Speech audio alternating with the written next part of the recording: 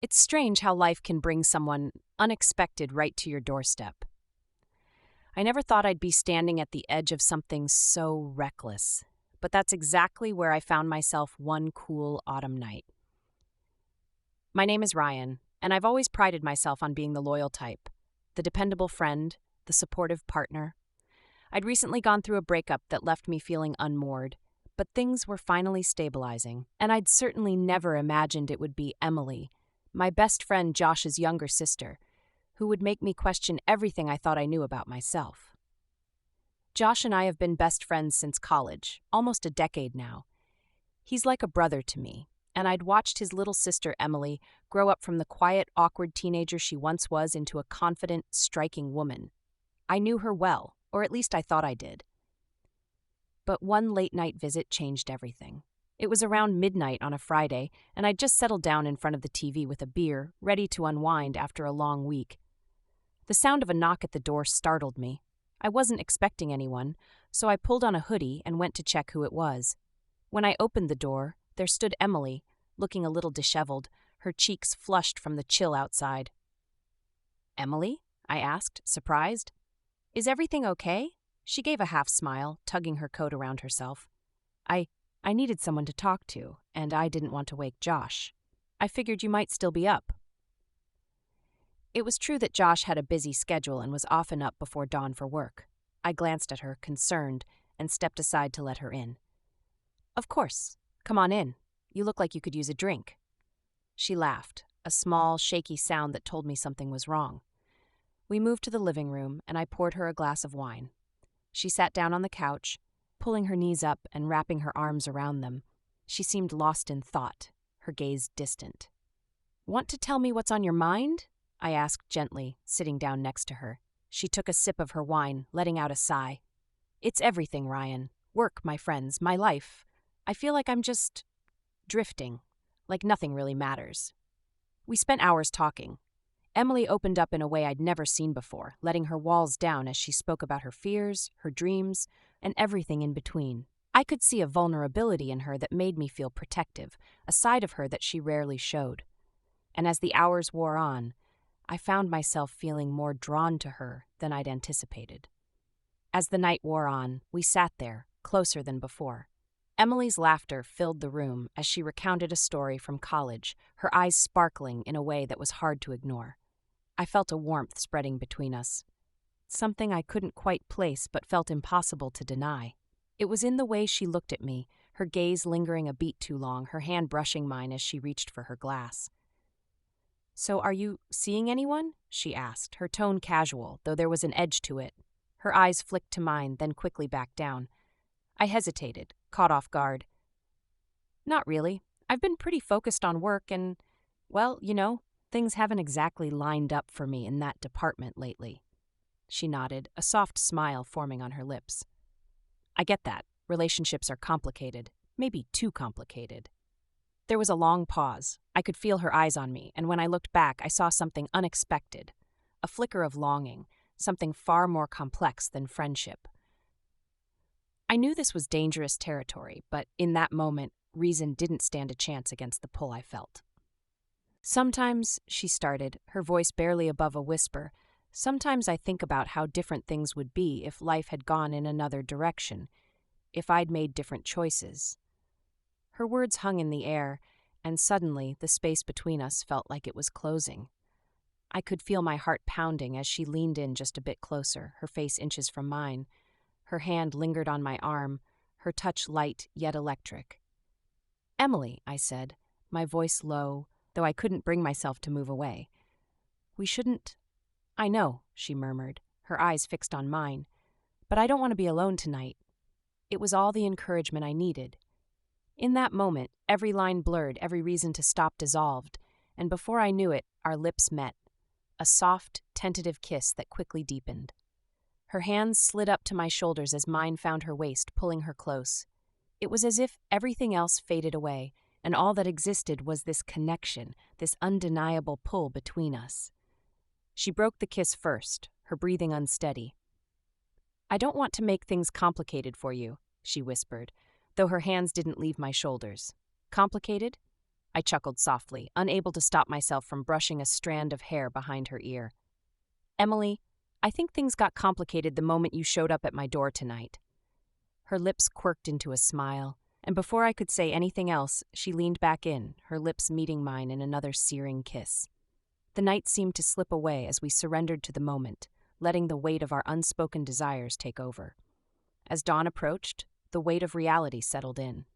Emily sat up, her hair slightly tousled, looking at me with a mixture of regret and something else I couldn't quite define.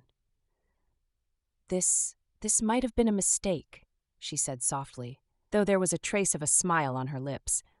Maybe, I admitted, though I knew I'd do it all over again. But some mistakes are worth making.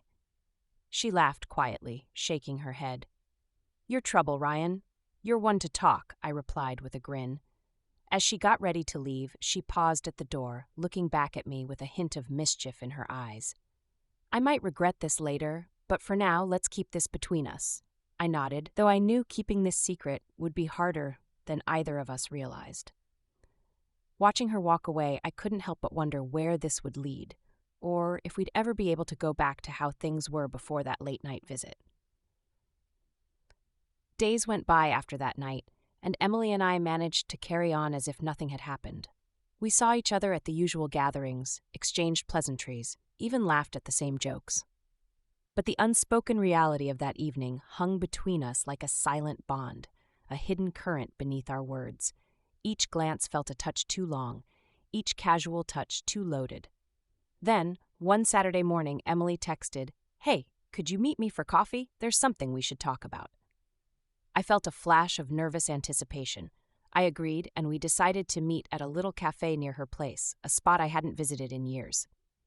When I walked in, she was already there, stirring her coffee absent-mindedly. She looked up as I approached, a hint of relief in her eyes as she gestured for me to sit down. "Thanks for coming," she said, her voice a little unsteady.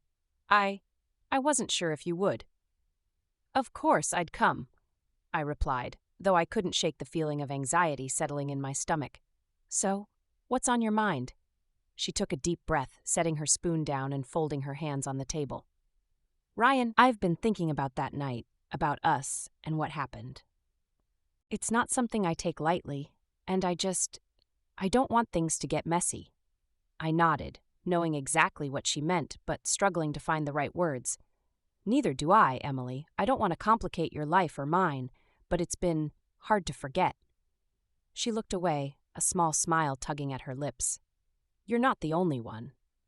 She paused, brushing a strand of hair behind her ear as she gathered her thoughts. "But we have to be careful. I don't want to hurt anyone, especially not Nick." The mention of Nick brought a wave of guilt crashing over me. Nick was a good guy, someone I'd known for years, and he'd never suspect that anything was amiss. I couldn't imagine what he'd think if he knew. "Agreed," I said, my voice a little hoarse. "So, what do we do? Go back to how things were?" Emily hesitated, then looked me squarely in the eyes. "Maybe we can't go back," she said quietly. "But maybe we can find a way forward, something that won't hurt anyone. I don't know how, but I don't want to just pretend that none of this happened." The vulnerability in her eyes, the sincerity of her words, hit me harder than I expected.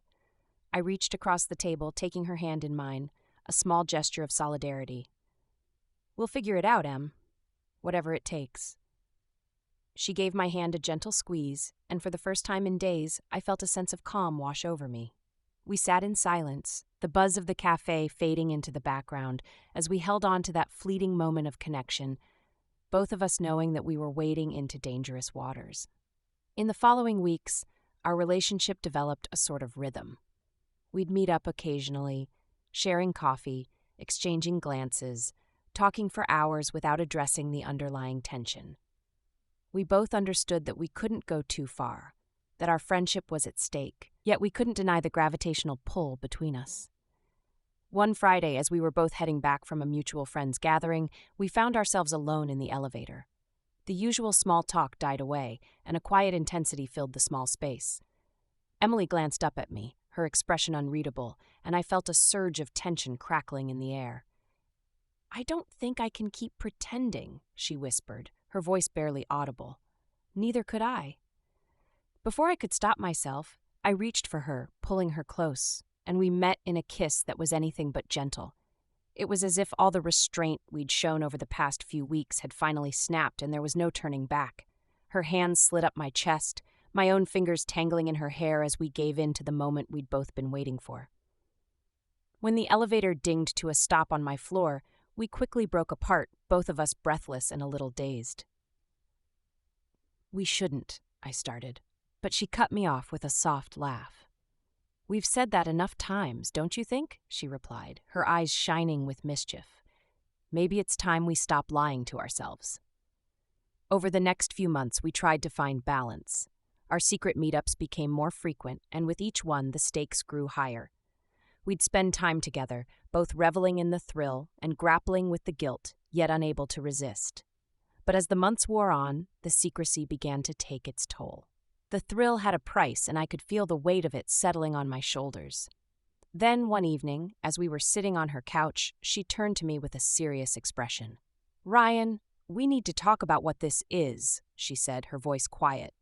"We can't keep going on like this. Either we make a choice, or—" Her words hung heavy in the air, and I knew she was right.